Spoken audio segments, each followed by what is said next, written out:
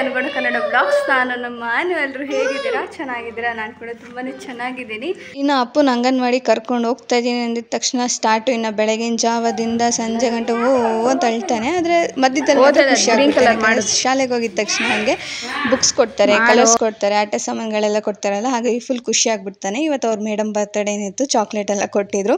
ಸ್ವಲ್ಪ ಆರಾಮಾಗಿ ಕೂತ್ಕೊಂಡು ಕಲರ್ಸ್ ಮಾಡೋದು ಎಲ್ಲ ಮಾಡ್ತಾಯಿದ್ದೆ. ನಾನು ಸ್ವಲ್ಪ ತಲ್ಲೇ ಕೂತಿದ್ದು. ಆಮೇಲೆ ಅವನ್ನ ಅಲ್ಲಿ ಬಿಟ್ಬಿಟ್ಟು ಮನೆಗೆ ವಾಪಸ್ ಬಂದೆ.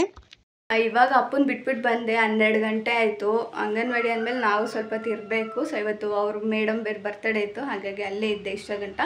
ಇವಾಗ ಒಬ್ರು ಕಸ್ಟಮರ್ ಬಂದಿದ್ರು, ಐಬ್ರೋಗೆಲ್ಲ ಮಾಡಿಸ್ಕೊಂಡು ಹೋದ್ರು. ಹಾಗೆ ಜ್ಯುವೆಲ್ರಿ ಬೇಕು ಅಂತ ಹೇಳ್ಬಿಟ್ಟು ಸೆಲೆಕ್ಟ್ ಮಾಡಿ ಇಟ್ಬಿಟ್ಟು ಹೋದ್ರು. ಅದನ್ನು ಸರಿ ಆಯಿತು ಅಂತ ಹೇಳ್ಬಿಟ್ಟು ಇವಾಗ ಹಾಗೆ ಬ್ಲಾಗ್ನ ಕಂಟಿನ್ಯೂ ಮಾಡ್ತಾ ಇದ್ದೀನಿ. ತುಂಬ ಜನನೇ ಕೇಳ್ತಾಯಿದ್ರಿ ಶಾಪ್ ಓಪನ್ ಮಾಡಿದಾಗಿಂದನೂ ಎಷ್ಟು ಇನ್ವೆಸ್ಟ್ ಆಯಿತು ಆ್ಯಂಡ್ ಡಮ್ಮೀಸ್ಗೆಲ್ಲ ಎಷ್ಟಾಯಿತು ಪ್ರತಿಯೊಂದು ಹೇಳಿ ಅಕ್ಕ, ನಮಗೂ ಕೂಡ ಬರುತ್ತೆ, ಐಡಿಯಾ ಬರುತ್ತೆ, ನಾನು ಕೂಡ ಶಾಪ್ ಓಪನ್ ಮಾಡಬೇಕು ಅಂದ್ಕೊಂಡಿದ್ದೀನಿ, ನೀವು ಎಷ್ಟು ಅಮೌಂಟಲ್ಲಿ ಶಾಪ್ನ ಶುರು ಮಾಡಿದರೆ ಅದ್ರ ಬಗ್ಗೆ ಎಲ್ಲ ಐಡಿಯಾಸ್ ಕೊಡಿ ಅಂತ ಕೇಳ್ತಾಯಿದ್ರಿ. ಹಾಗಾಗಿ ಇವತ್ತು ಅದ್ರ ಬಗ್ಗೆ ನಿಮ್ಮ ಜೊತೆ ಶೇರ್ ಮಾಡ್ಕೊಳ್ಳೋಣ ಅಂತ, ಯಾರಿಗಾದ್ರೂ ಯೂಸ್ ಆಗುತ್ತೆ ಅಂತ. ಸೊ ನಾನು ಬುಕ್ಕಲ್ಲಿ ಬರೆದಿಟ್ಕೊಂಡ್ಬಿಟ್ಟಿದ್ದೀನಿ ಎಷ್ಟೆಷ್ಟು ಅಮೌಂಟ್ ಆಯಿತು ಆ್ಯಂಡ್ ನನ್ನ ಪ್ರತಿಯೊಂದು ಆರ್ಡರ್ಗೆ ಎಷ್ಟು ಅಮೌಂಟ್ ತೊಗೊಂಡಿದ್ದೆ, ಎಷ್ಟು ಖರ್ಚಾಗಿತ್ತು ಪ್ರತಿಯೊಂದು ನಾನು ಬರೆದಿಟ್ಕೋತೀನಿ. ಅದೇನೋ ಒಂಥರ ಆವಾಗಿಂದ ಅದು ಅಭ್ಯಾಸ ಆಗಿಬಿಟ್ಟಿದೆ. ಏನೋ ಖರ್ಚಾದರೆ ಬರೆದಿಟ್ಕೊಡ್ತೀನಿ. ಆವಾಗ ಏನಂದರೆ ನೆನಪಿನ ಶಕ್ತಿ ಎಲ್ಲನೂ ನೆನಪಲ್ಲಿ ಇಟ್ಕೊಳಕ್ಕಾಗಲ್ವಲ್ಲ, ತುಂಬ ಕೆಲಸಗಳಿರುತ್ತೆ. ಅದ್ರ ಮಧ್ಯ ಮಗು ಅದು ಇದು ಅಂತ ಟೆನ್ಷನಲ್ಲಿ ಇರಲ್ಲ, ಹಾಗಾಗಿ ಎಲ್ಲ ಬರೆದಿಟ್ಕೊಂಡಿದ್ದೆ. ಇವತ್ತು ಏನೇನಕ್ಕೆಲ್ಲ ಎಷ್ಟೆಷ್ಟು ಖರ್ಚಾಯಿತು, ಆಮೇಲೆ ಚೇರ್ಗಾಗಿರ್ಬೋದು, ಪ್ರತಿಯೊಂದು ಅಮೌಂಟ್ ಆಗಿರ್ಬೋದು, ಆಮೇಲೆ ಪ್ರತಿಯೊಂದು ಪ್ರಾಡಕ್ಟ್ದನ್ನು ನಾನು ಇವತ್ತು ಡೀಟೇಲಾಗಿ ನಿಮ್ಮ ಜೊತೆ ಶೇರ್ ಮಾಡ್ತೀನಿ. ಸೊ ಕೊನೆವರೆಗೂ ವಿಡಿಯೋನ ನೋಡಿ ಬನ್ನಿ. ತುಂಬ ಶಾಪ್ ಟೂರ್ ಕೂಡ ಕೇಳ್ತಾಯಿದ್ರಿ, ಹಾಗೆ ಇವತ್ತು ಸಣ್ಣದಾಗಿ ತೋರಿಸ್ತೀನಿ ಯಾವ ಥರ ಇದೆ ಅಂತ. ತುಂಬ ಏನು ಆರ್ಗನೈಸ್ ಏನು ಮಾಡಿಲ್ಲ, ಸೊ ಸಣ್ಣದಾಗಿ ನಿಮಗೂ ಕೂಡ ಐಡಿಯಾ ಬರಲಿ ಅಂತ ಸೊ ಇದು ಬಂದು ನಮ್ಮ ಶಾಪ್ ಎಂಟ್ರಿ. ಇದು ಈ ಥರ ಸಿಂಪಲಾಗಿ ಬಾಗಿಲನ್ನ ಮಾಡಿಸ್ಕೊಂಡಿದ್ದೀನಿ. ಅದ್ರ ಮೇಲೆ ಸ್ಟಿಕ್ಕರ್ಸ್ ಎಲ್ಲ ಅಂಟಿಸೋಣ ಅಂದ್ಕೊಂಡಿದ್ದೆ, ಆದರೆ ರೋಡ್ ಸೈಡ್ ಇಲ್ಲ, ಒಳಗೆ ಇರೋದ್ರಿಂದ ನಾನು ಜಾಸ್ತಿ ವೇಸ್ಟ್ ಮಾಡೋಕ್ಕೆ ಹೋಗಿಲ್ಲ ಅಮೌಂಟ್ನ. ಸೊ ಎಂಟ್ರೆನ್ಸ್ ಆಗಿದ ತಕ್ಷಣ ಈ ಥರ ಕಾಣಿಸುತ್ತೆ. ಒಂದು ಮುಂದೆ ಬಂದಿದ್ದ ತಕ್ಷಣ ಒಂದು ಐಬ್ರೋ ಚೇರು, ಫೇಶಿಯಲ್ ಚೇರ್ನ ಇಟ್ಕೊಂಡಿದ್ದೀನಿ. ಅದು ಕನ್ನಡಿ ಮುಂದೆಗಡೆನೇ ಇರುತ್ತೆ. ಆ ಕಡೆ ಬಂದು ಇನ್ನೊಂದು ಹೇರ್ ಕಟ್ ಚೇರ್ ಕೂಡ ಇಟ್ಕೊಂಡಿದ್ದೀನಿ. ಈ ಕನ್ನಡಿ ಬಂದು ಪ್ಲೇನಾಗೇ ಇಟ್ಕೊಂಡಿದ್ದೀನಿ, ಯಾವುದೇ ರೀತಿಯಿಂದ ವುಡ್ ವರ್ಕ್ ಎಲ್ಲ ಏನೂ ಮಾಡಿಸ್ಲಿಕ್ಕೆ ಹೋಗಿಲ್ಲ.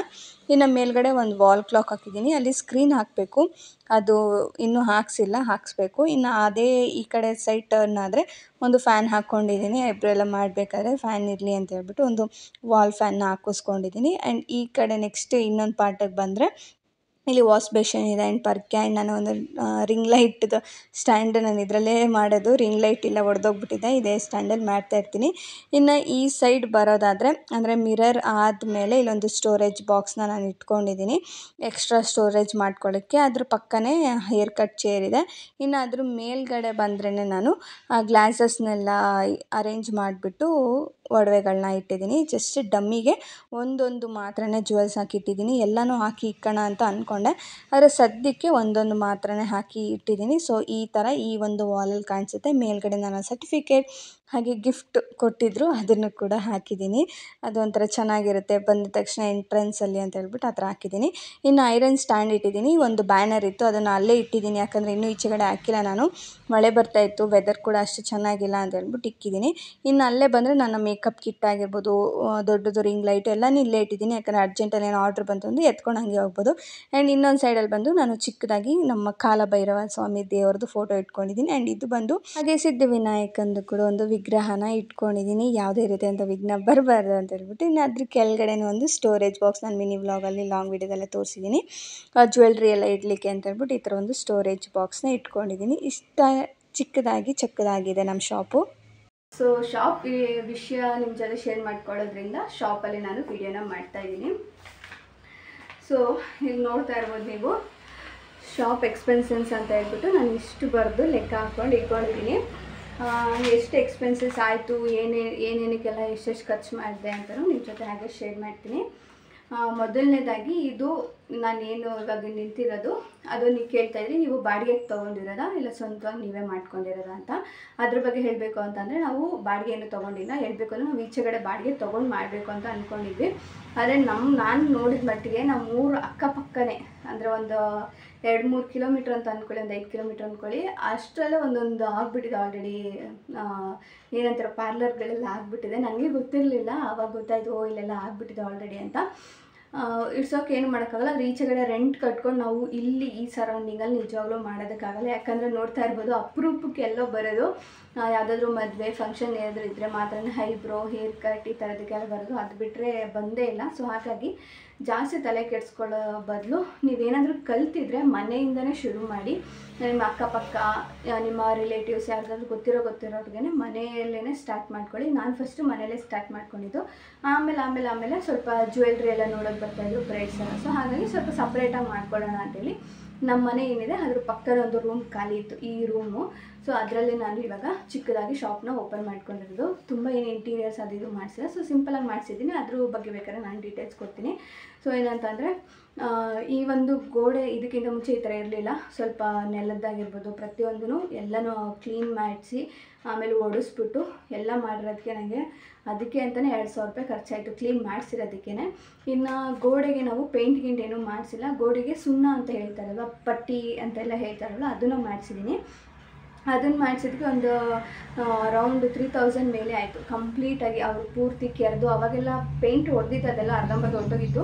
ಅದನ್ನೆಲ್ಲ ಕೆರೆದು ಆ ಪಟ್ಟಿ ಮಾಡಿ ವೈಟ್ ಪೇಂಟ್ ಎಲ್ಲ ಹೊಡೆದಿದ್ದಕ್ಕೆ ಒಂದು 3,000-3,500 ಖರ್ಚಾಗಿದೆ. ನೀವೇನೋ ಪೇಂಟ್ ಹೊಡಿಸಿದ್ರೆ ಇನ್ನೂ ಜಾಸ್ತಿ ಖರ್ಚಾಗುತ್ತೆ. ಆ್ಯಂಡ್ ನೀವೇನು ನೋಡ್ತಾ ಇದ್ರಲ್ಲ ವಾಲ್ ಮೇಲೆ ನಾನು ಸ್ಟಿಕ್ಕರ್ಸ್ಗಳನ್ನ ಹಾಕಿದ್ದೀನಿ. ಆ ಸ್ಟಿಕ್ಕರ್ಸು ನಾನು 1, 2, 3 ಥರ ಅಂಟಿಸಿದ್ದೀನಿ. ಆ ವಾಲ್ ಸ್ಟಿಕ್ಕರ್ಸ್ಗೆ ನನಗೆ ನೋಡ್ತಾ ಇರ್ಬೋದು ಒಂದೊಂದು ಸತಿ 5 ಆಮೇಲೆ 4 ಈ ಥರ ನಾನು ತರಿಸ್ಕೊಂಡಿರೋದು ವಾಲ್ ಮೇಲೆ. ಎಲ್ಲನೂ ಒಂದೊಂದು ಇದಕ್ಕೆ ಎಲ್ಲಿ ತರಿಸ್ಕೊಂಡಿದ್ದು ಅಂತಲೇ ಕೇಳಿದ್ರು. ವಾಲ್ಪೇಪರು ನಾನೆಲ್ಲ ಬಂದು ಆನ್ಲೈನಲ್ಲೇ ತರಿಸ್ಕೊಂಡಿರೋದು. ಈಚೆಗಡೆ ಕೇಳಿದ್ವಿ ನಾವು ಅಂಟಿಸ್ಕೊಳ್ಳೋಕ್ಕೆ, ಪ್ಲಸ್ ಅದಕ್ಕೆ 15,000 ಕೇಳಿದ್ರು. ಅಂದರೆ ವಾಲ್ಪೇಪರ್ಗೆ ಪ್ಲಸ್ ಅಂಟಿಸಿಬಿಟ್ಟು ಕೊಡೋಕ್ಕೆ ಅವ್ರು 15,000 ಕೇಳಿದ್ರು. ಸೊ ನಮ್ಮ ಬಜೆಟ್ ಅಷ್ಟೊಂದಿಲ್ಲ, ನಾವೇ ಅಂಟಿಸ್ಕೊತೀವಿ ಅಂತೇಳಿ ಆನ್ಲೈನಲ್ಲೇ ಬುಕ್ ಮಾಡಿದೆ. ಸೊ ನಿಮಗೆಲ್ಲ ಆನ್ಲೈನಲ್ಲಿ ಸಿಗುತ್ತೆ. ಅಂದರೆ ಏನಂದರೆ ಸಿಂಗಲ್ ಪೀಸು ಒಂದು 500, 1000 ಈ ಥರ ಸೆಂಟಿಮೀಟರ್ ವೈಸ್ ನೀವು ತೊಗೋಬೇಕಾಗುತ್ತೆ. ನಾನು ಹತ್ರ 5, 10 ಈ ಥರ ಎಷ್ಟೊಂದು ತೊಗೊಂಡ್ಬಿಟ್ಟಿದ್ದೀನಿ. ಅದಕ್ಕೆ ಅಂತಲೇ ನನಗೆ ಟೋಟಲಾಗಿ ವಾಲ್ ಪೇಪರ್ದೇನೆ ನನಗೆ 4,000 ರೂಪಾಯಿ ಬಿತ್ತು. ಎಲ್ಲ ಆ ವಾಲು ಈ ವಾಲು 3 ಥರ ತರಿಸಿರೋದು 4,000 ಬಿತ್ತು. ನೀವು ಬೇಕಾದ್ರೆ ಇದಕ್ಕೆ ಪೇಂಟ್ ಕೂಡ ಓಡಿಸ್ಬೋದು, ಲೈಟ್ ಪೇಂಟು. ಇಲ್ಲ ನನಗೆ ಪೇಂಟ್ ನಾವು ನೋಡಿ ಬೇಜಾರಾಗಿದೆ ಅಂತೇಳಿ 3 ಕಡೆನೂ 3 ಥರ ಹಿಂಗೆ ಇರಬೇಕು ಹಂಗೆ ಇರಬೇಕು ಅಂತ ಏನಿಲ್ಲ, ಹೇಗೆ ಬಂದರೂ ಒಂದು ನೀಟಾಗಿರಲಿ ಅಂತ ಹೇಳ್ಬಿಟ್ಟು ಮಾಡಿಸ್ಕೊಂಡಿದ್ದು. ಆ್ಯಂಡ್ ಇನ್ನೂ ಬಂದರೆ ಒಂದು ಸಿಂಕ್ ಥರ ಮಾಡಿಸಿದ್ದೀನಿ ನೀರು ಬರೋದಕ್ಕೆ, ಅಂದರೆ ಫೇಶಿಯಲ್ ಏನೋ ಮಾಡಿಸ್ಕೊಂಡೆ ಅಂತ ಅದಕ್ಕೊಂದಿಷ್ಟು ಮಾಡಿಸ್ಕೊಂಡಿದ್ದೀನಿ. ಅದಕ್ಕೆಲ್ಲ ಒಂದು 2,000 ಒಳಗೆ ಖರ್ಚಾಯಿತು.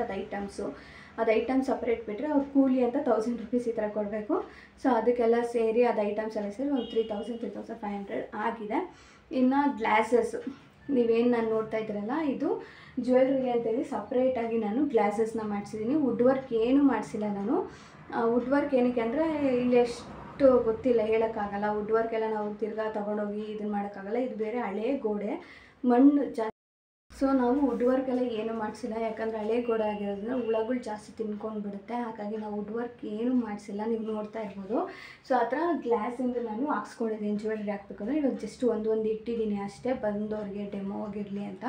ಜಾಸ್ತಿ ಏನು ಇಟ್ಟಿಲ್ಲ. ಡಮ್ಮಿಸ್ಗಳಿದೆ ಆದರೆ ನಾನೇ ಇಟ್ಟಿಲ್ಲ, ಸುಮ್ಮನೆ ಧೂಳಾಗ್ಬಿಡುತ್ತೆ ಅಂತ ಹೇಳ್ಬಿಟ್ಟು ಒಂದೊಂದು ಇಟ್ಟಿದ್ದೀನಿ. ಆ್ಯಂಡ್ ಈ ಕಡೆ ಒಂದಿದೆ. ಆ್ಯಂಡ್ ಈ ಕಡೆ ಬಂದರೆ ಒಂದು ಪೂರ್ತಿ ಇಟ್ಟಿದ್ದೀನಿ. ಆ್ಯಂಡ್ ಈ ಕಡೆ ಒಂದು ದೇವ್ರದ್ದು ಫೋಟೋ ಇಡೋದಕ್ಕೆ ಅಂತೇಳಿ ಒಂದು ಹಾಕ್ಸಿದ್ದೀನಿ ಅಷ್ಟೇ. ಇನ್ನು ಅದು ಬಿಟ್ಟರೆ ಇಲ್ಲಿ ನೀವು ನೋಡ್ತಾ ಇದ್ದೀರಲ್ಲ ಈ ಒಂದು ಗ್ಲಾಸು, ಇಲ್ಲಿ ಈ ಒಂದು ದೊಡ್ಡ ಗ್ಲಾಸ್ನ ಅರೇಂಜ್ ಮಾಡ್ಕೊಂಡಿದ್ದೀನಿ. ಯಾಕಂದರೆ ಐಬ್ರೋ ಮಾಡ್ದಾಗೆಲ್ಲ ಬೇಕಾಗ್ಬೋದು ಅಂತ. ಅದ್ರ ಜೊತೆ ಒಂದು ಸಣ್ಣ ಮಿರರ್ ಕೂಡ ಇದೆ, ಅವ್ರು ನೋಡ್ಕೊಳ್ಳೋಕ್ಕೆ ಅಂತ ಹೇಳ್ಬಿಟ್ಟು. ಇಷ್ಟು ಗ್ಲಾಸ್ಗೆ ನನಗೆ ಗ್ಲಾಸ್ದು ಮತ್ತು ಡೋರು, ನಾವು ಈ ಡೋರ್ ಹಾಕ್ಸಿದ್ದೀವಿ, ನಾನು ತೋರಿಸ್ತೀನಿ ಹಿಂಗೆ. ಈ ಡೋರ್ ಹಾಕ್ಸಿರೋದಕ್ಕೆ ಎಲ್ಲ ಸೇರಿ 10,500 ರೂಪಾಯಿ ಆಯಿತು. ಸೊ ಗ್ಲಾಸು ಅದು ಫಿಟ್ಟಿಂಗ್ ಮಾಡ್ತಾರಲ್ಲ ಅವ್ರಿಗೆ ಪ್ಲಸ್ ಡೋರ್ಗೆ 10,500 ರೂಪಾಯಿ ಆಯಿತು. ಇನ್ನು ಚೇರ್ ಯಾವುದಪ್ಪ ನಾನು ತೊಗೊಂಡಿರೋದಂದರೆ ನೀವು ಇಲ್ಲಿ ನೋಡ್ತಾ ಇದ್ದೀರಲ್ಲ, ಇದು ನಾನು ಸಪ್ರೇಟಾಗಿ ಹಂಗೆ ವೀಡಿಯೋನೂ ಮಾಡಿ ಹಾಕ್ತೀನಿ, ಯಾವ್ದು ಅಂತ ವೀಡಿಯೋ ಹಾಕ್ಬಿಟ್ಟು ಸೈಡಲ್ಲೂ ಹಾಕ್ತೀನಿ, ಹಂಗೆ ಇದ್ರ ಮೇಲೂ ಹಾಕಿರ್ತೀನಿ. ಆ್ಯಂಡ್ ಇದು ಬಂದು ಐಬ್ರೋ 3 in 1 ಥರ ನಾನು ತೊಗೊಂಡಿರೋದು. ಅಂದರೆ ಐಬ್ರೋ ಮಾಡ್ಬೋದು, ಹೇರ್ ಕಟ್ ಮಾಡ್ಬೋದು, ಆಮೇಲೆ ಫೇಶಿಯಲ್ ಮಾಡ್ಬೋದು. ಈ ಥರ 3 in 1 ಆಗಿ ನಾನು ತೊಗೊಂಡಿರೋದು. ಸೊ ಅದಕ್ಕೆ ನನಗೆ ಎಷ್ಟು ಬಿತ್ತು ಅಂದರೆ ಒಂದು ಚೇರಿಗೆ ನಿಮಗೆ ಈ ಚೇರು ಮತ್ತು ಕಟ್ಟಿಂಗ್ ಚೇರ್ ಅಂತ ಸಪ್ರೇಟಾಗಿ ಬರುತ್ತೆ. ಅಂದರೆ ಮಕ್ಕಳಿಗೆಲ್ಲ ಕಟ್ ಮಾಡ್ತಾರಲ್ಲ ಆ ಥರ ಒಂದು ಚೇರ್ ಸಪ್ರೇಟಾಗಿ ಬರುತ್ತೆ. ಅದು 2 ಸೇರಿಸಿ ನನಗೆ 11,652 ರೂಪಾಯಿ ಬಿತ್ತು. ಅಂದರೆ 11,652 52 ರೂಪಾಯಿ ಬಿತ್ತು ಎರಡರಿಂದನೂ. ಅಂದರೆ ನಾವು ಸ್ವಲ್ಪ ಕಮ್ಮಿನೇ ತೊಗೊಂಡಿದ್ವಿ. ಇದು ನಾನು ಐಬರ್ ಚೇರ್, ಯಾಕಂದರೆ ಜಾಸ್ತಿ ಜನ ಬರೋಲ್ಲ. ಸುಮ್ಮನೆ ಏನಕ್ಕೆ ಹೇಳ್ಬೇಕು ಅಂದರೆ 11,000, 12,000, 15,000ವರೆಗೂ, 20,000ವರೆಗೂ ನಿಮಗೆ ಸಿಗುತ್ತೆ. ಆದರೆ ನನಗೆ ಸ್ವಲ್ಪ ಬಜೆಟ್ ಕಮ್ಮಿ ಇದ್ದಿದ್ದರಿಂದ ಅಷ್ಟಕ್ಕೆ ನಾನು ತೊಗೊಂಡೆ. ಇನ್ನು ಶಾಪ್ದು ಬ್ಯಾನರು ನೀವು ಈಚೆಗಡೆ ನೋಡಿರ್ತೀರ ಬ್ಯಾನರು. ಇನ್ನೊಂದು ಬ್ಯಾನರ್ ಇಲ್ಲೇ ಇದೆ, ಅದನ್ನು ಕಟ್ಟಬೇಕು. ಆಚೆಗಡೆ ಕಟ್ಟಿಲ್ಲ, ಯಾಕಂದರೆ ಮಳೆ ಆದಿಲ್ಲ ಅಂತ ಹೇಳ್ಬಿಟ್ಟು ನಾನು ಕಟ್ಟಿಸಿಲ್ಲ. ಸೊ 2 ಬ್ಯಾನರು ಸೇರಿಸಿ ನನಗೆ 3,800 ರೂಪಾಯಿ ಆಯಿತು ಬ್ಯಾನರ್ದು. ನೀವು ಸಪ್ರೇಟಾಗಿ ಬೇಕಾದರೆ ಬ್ಯಾನರ್ದು ಮಾಡಿಸ್ಕೊಬೋದು, ಅಂದರೆ ಚಿಕ್ಕದೆಲ್ಲ ಬರ್ತದೆ ಅದು ಮಾಡಿಸ್ಕೊಬೋದು. ನಾನು 2ಕ್ಕೆ 1,800 ರೂಪಾಯಿ ಕೊಟ್ಟೆ. ಇನ್ನು ಶಾಪ್ ಮೆಟೀರಿಯಲ್ಸು, ಆಮೇಲೆ ಆವಾಗವಾಗ ಸಣ್ಣ ಪುಟ್ಟ ಕೆಲಸಕ್ಕೆಲ್ಲ ಆಲ್ಮೋಸ್ಟ್ ಒಂದು 3,000 ಮೇಲೆ ಖರ್ಚಾಯಿತು. ಇನ್ನು ಕಂಪ್ಲೀಟಾಗಿ ನಾನು ವಾಯ್ಸ್ ಕೊಟ್ಟಿದ್ದೆ, ಆದರೆ ಅದು ವಾಯ್ಸು ಸ್ವಲ್ಪ ಡಿಸ್ಟರ್ಬ್ ಆಗಿ ಕಟ್ ಆಗಿಬಿಟ್ಟಿದ್ದು, ಹಾಗಾಗಿ ವಾಯ್ಸ್ ಓವರ್ ಕೊಡ್ತಾಯಿದ್ದೀನಿ. ಇನ್ನು ನಾನು ನಿಮ್ಗೆ ಏನು ಹೇಳಿದೆ, ಇಷ್ಟದ್ದು ಟೋಟಲ್ ಅಮೌಂಟ್ ನನಗೆ ಖರ್ಚಾಗಿದ್ದು ಬಂದು ಒಂದು 45Kವರೆಗೂ ಆಯಿತು. ನೀವೇನೋ ವುಡ್ ವರ್ಕ್ ಎಲ್ಲ ಮಾಡಿಸ್ತೀರ ಇನ್ನೂ ಜಾಸ್ತಿ ಆಗುತ್ತೆ. ಆದರೆ ಸಣ್ಣ ಪುಟ್ಟ ಕೈ ಕೆಲಸಗಳಿಗೆಲ್ಲ ಅಮೌಂಟ್ ಕೊಡ್ತಾನೆ ಇರಬೇಕು, ಇಲ್ಲಾಂದರೆ ಯಾರೂ ಬಂದು ಮಾಡಲ್ಲ. ನಾನು ವೆಯ್ಟ್ ಮಾಡಿಸಿರೋದು. ಸೊ ಹಾಗಾಗಿ ಅದಕ್ಕೆ ಅಂತಲೇ ತುಂಬ ದುಡ್ಡು ಹೋಗ್ಬಿಟ್ಟಿದೆ. ಇನ್ನು ಪೂಜೆ ಮಾಡಿಸಿದ್ವಲ್ಲ, ಅವತ್ತು ಓಪನಿಂಗ್ ದಿವಸ ಪೂಜೆ ಮಾಡಿದ್ವಲ್ಲ, ಅದನ್ನು ಕೂಡ ನಾನು ಇದರಲ್ಲಿ ಇನ್ಕ್ಲೂಡ್ ಮಾಡ್ಕೊಂಡಿದ್ದೀನಿ. 3,500 ಅದಕ್ಕೂ ಕೂಡ ಆಗಿದೆ. ಇನ್ನು ಜ್ಯುವೆಲ್ರಿ ಡಮ್ಮೀಸ್ ಬಗ್ಗೆ ತುಂಬ ಜನ ಎಂಕ್ವೈರಿ ಮಾಡ್ತಾಯಿದ್ರಿ, ಎಲ್ಲಿ ತೊಗೊಂಡ್ರಿ, ನಮಗೂ ಕೂಡ ಶಾಪಿಗೆ ಬೇಕು ಅಂತ ಹೇಳ್ಬಿಟ್ಟು. ನಿಮಗೆ ಈ ಒಂದು ಜ್ಯುವೆಲ್ರಿ ಡಮ್ಮೀಸ್ ನನ್ನ ಬ್ಯಾಕ್ಗ್ರೌಂಡಲ್ಲಿ ನಿಮ್ಗೆ ಏನು ಕಾಣಿಸ್ತಿದೆಯಲ್ಲ, ಅದು ಬಂದು ನಿಮಗೆ ಚಿಕ್ಕಪೇಟೆಯಲ್ಲೇ ಸಿಗುತ್ತೆ. ಚಿಕ್ಕಪೇಟೆಯಲ್ಲಿ ನಿಮಗೆ ಜ್ಯುವೆಲ್ರಿ ಶಾಪ್ಗಳಿರುತ್ತಲ್ಲ, ಅಲ್ಲಿ ನಿಮಗೆ ಡಮ್ಮೀಸ್ಗಳು ಸಿಗುತ್ತೆ. ಸಣ್ಣದಾಗಿರ್ಬೋದು, ದೊಡ್ಡದಾಗಿರ್ಬೋದು, ಯಾವುದೇ ಜ್ಯುವೆಲ್ರಿ ಶಾಪಲ್ಲೂ ಕೂಡ ಸಿಗುತ್ತೆ. ಕೆಲವರು ಸ್ಟಾಕ್ ಇಕ್ಕಿರ್ತಾರೆ, ಕೆಲವರು ಸ್ಟಾಕ್ ಇಕ್ಕಿರಲ್ಲ. ನಾನು ಹೋಗಿದ್ದು ಚಿಕ್ಕಪೇಟೆಯಲ್ಲಿ ಕರ್ನಾಟಕ ಫ್ಯಾನ್ಸಿ ಸ್ಟೋರ್ ಅಂತ ಇದೆ. ಯಾವಾಗಲೂ ನಾನು ಹೋಗ್ತಾ ಇರ್ತೀನಿ, ನಿಮ್ಗೆ ಗೊತ್ತಿರುತ್ತೆ. ಅಲ್ಲೇ ಹೋಗಿ ನಾನು ಅವ್ರಿಗೆ ಇನ್ಸ್ಟಾಗ್ರಾಮಲ್ಲಿ ಮೆಸೇಜ್ ಮಾಡಿದ್ದೆ, ಈ ಥರ ಡಮ್ಮೀಸ್ ಬೇಕು ಸಿಗುತ್ತಾ ಅಂತ ಹೇಳ್ಬಿಟ್ಟು. ಸೊ ಅವ್ರ ಹತ್ರನೇ ನಾನು ಹೌದು ಸಿಗುತ್ತೆ ಅಂತಲೇ ಹೇಳಿದರು. ಅಮೌಂಟ್ ಕೂಡ ಹೇಳಿದರು. ಅವ್ರು ಹೇಳಿದ್ದು ಬಂದು 500, ಅಂದರೆ ನಿಮಗೆ 150ಇಂದ 500, 1000 ಇಷ್ಟರವರೆಗೂ ನಿಮಗೆ ಡಮ್ಮೀಸ್ಗಳು ಸಿಗುತ್ತೆ. ನೀವು ಯಾವ್ದು ಬೇಕಾದ್ರೂ ಚೂಸ್ ಮಾಡ್ಕೋಬೋದು. ನಿಮ್ಮ ಶಾಪ್ಗೆ ಯಾವ ಥರ ಹೈಲೈಟಾಗಿ ಕಾಣಿಸ್ಬೇಕು ಅಂತ ಅಂದ್ಕೊಂಡಿದ್ದೀರೋ ಆ ಥರ ನೀವು ಡಮ್ಮೀಸ್ಗಳನ್ನ ತೊಗೊಳ್ಬೋದು. ಆ್ಯಂಡ್ ನಾನು ಇವಾಗ ತೋರಿಸ್ತೀನಿ ನೋಡಿ, 2 ಥರ ನಾನು ಡಮ್ಮಿನ ತೊಗೊಂಡಿದ್ದೀನಿ. ಒಂದು ಬಂದು ಈ ಥರ ಪ್ಲಾಸ್ಟಿಕ್ ಟೈಪಲ್ಲಿ ಬರುತ್ತೆ, ನೋಡ್ಬೋದು. ಬ್ಯಾಕ್ ಸೈಡ್ ಏನೂ ಇಲ್ಲ, ಜಸ್ಟ್ ಸಿಂಗಲ್ ಪ್ಲಾಸ್ಟಿಕ್. ಇದಕ್ಕೆ ಒಂದು ಸಿಂಪಲ್ ಆಗಿರೋ ಸೆಟ್ಗಳನ್ನ ಹಾಕ್ಕೋಬೋದು. ಹಾಗಾಗಿ ಇದನ್ನು ತೊಗೊಂಡಿದ್ದೀನಿ. ಇದರಲ್ಲಿ ನಿಮಗೆ 2 ವಾಲೆ ಹಾಕ್ಕೊಬೋದು, 2 ಸೆಟ್ ಹಾಕ್ಕೋಬೋದು ಅಷ್ಟೇ, ಮಾಂಗ್ಟಿಕೆ ಏನು ಹಾಕಂಗಿಲ್ಲ. ಈ ಥರ ಇದೆ. ಇದು ಬಂದು ನಿಮಗೆ 150 ರೂಪೀಸ್ಗೆಲ್ಲ ಸಿಗುತ್ತೆ.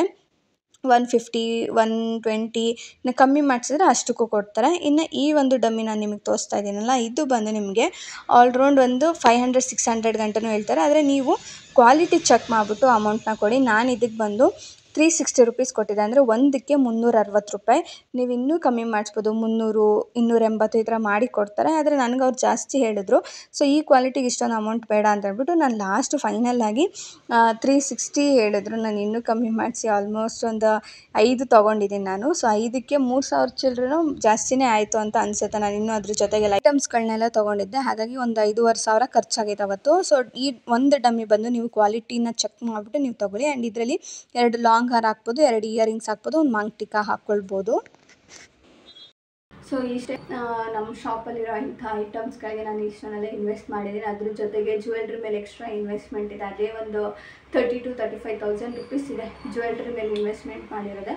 ಸೊ ಅಮ್ಮಮ್ಮ ಅಂತ ಹೇಳಬೇಕು ಅಂದರೆ ಎಲ್ಲನೂ ಜ್ಯುವೆಲ್ರಿ ಇನ್ಕ್ಲೂಡ್ ಮಾಡಿಕೊಂಡ್ರೆ ಒಂದು 70,000 to 80,000 ಖರ್ಚಾಗುತ್ತೆ. ವಿತೌಟ್ ಜ್ಯುವೆಲ್ರಿ ಇದೆಲ್ಲ ಅಂತ ಅಂದರೆ ಬರೀ ಇಷ್ಟಕ್ಕೆ ಎಷ್ಟು ಖರ್ಚಾಯಿತು ಅಂದರೆ ಒಂದು 45,000 ಚಿಲ್ಲರೆನೋ ಆಗಿದೆ ನನಗೆ.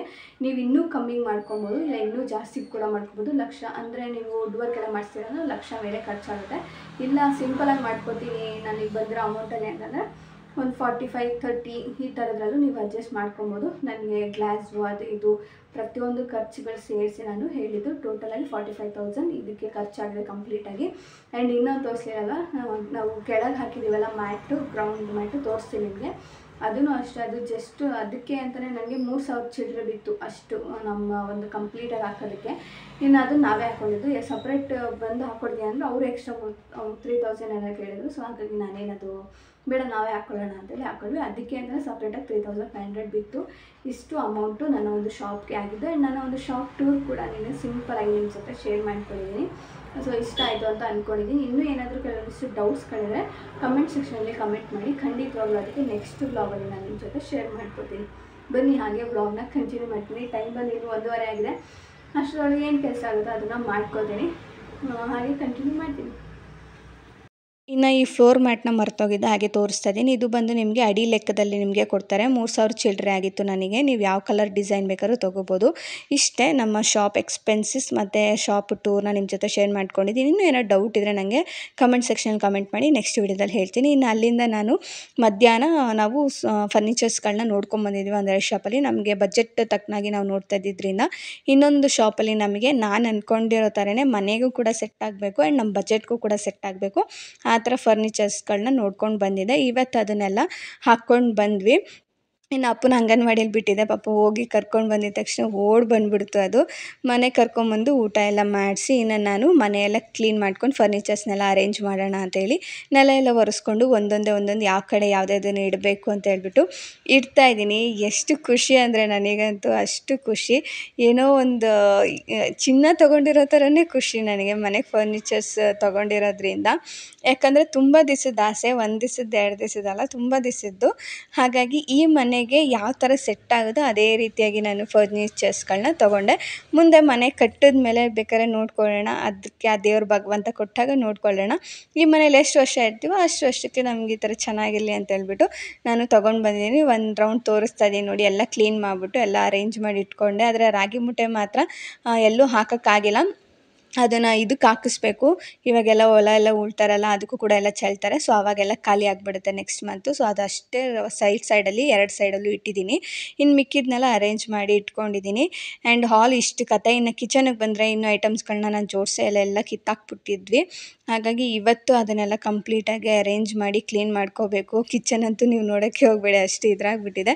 ಇನ್ನು ನೆಕ್ಸ್ಟ್ ವೀಡಿಯೋದಲ್ಲಿ ನಿಮಗೆ ಡೈಲಿ ವ್ಲಾಗ್ ಜೊತೆ ಸಿಗ್ತೀನಿ. ಅಲ್ಲಿವರೆಗೂ ನನ್ನ ವೀಡಿಯೋಸ್ಗಳನ್ನ ಇನ್ನೂ ಚಾನಲ್ನ ಸಬ್ಸ್ಕ್ರೈಬ್ ಆಗದೆ ನೋಡ್ತಾ ಇದ್ದರೆ ಚಾನಲ್ನ ಸಬ್ಸ್ಕ್ರೈಬ್ ಮಾಡಿ. Thank you so much for watching.